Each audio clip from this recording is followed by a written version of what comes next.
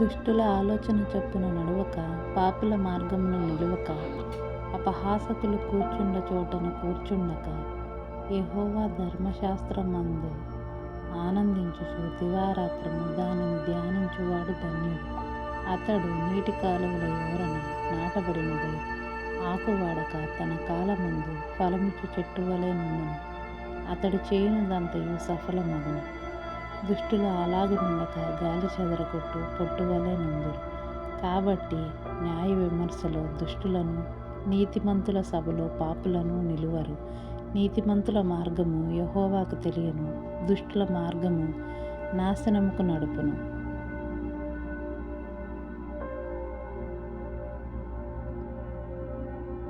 అన్యజనులు ఏల అల్లరి రేపుచున్నారో, జనములు ఏల వ్యర్థమైన దానిని తలంచుచున్నవి.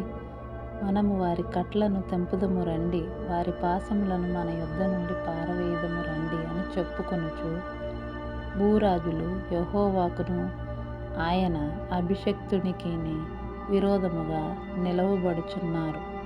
ఏలికలు ఏకీభవించి ఆలోచన చేయుచున్నారు. ఆకాశమందు ఆసీనుడగువాడు నవ్వుచున్నాడు. ప్రభువు వారిని చూచి అపహసించుచున్నాడు. ఆయన ఉగ్రుడై వారితో పలుకును. ప్రచండ కోపము చేత వారిని తల్లడింపచేయును. నేను నా పరిశుద్ధ పర్వతమైన సీయోను మీద నా రాజును ఆసీనునిగా చేయుచున్నాను. కట్టడను నేను వివరించెదను.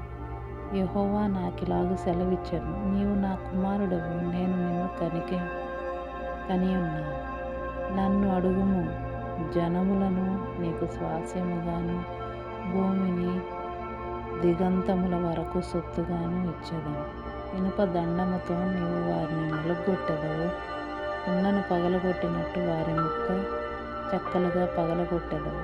కాబట్టి రాజులారా వివేకులై ఉండుడి, భూపతులారా బోధనొందుడి. భయభక్తులు కలిగి యెహోవాను సేవించుడు. గడగడ వణుకుచు సంతోషించుడి. ఆయన కోపము త్వరగా రగులుకొను. కుమారుని ముద్దు పెట్టుకొనుడి, లేని ఎడల ఆయన కోపించును. అప్పుడు మీరు త్రోవ తప్పి నశించెదరు. ఆయనను ఆశ్రయించు వారందరూ ధన్యులు.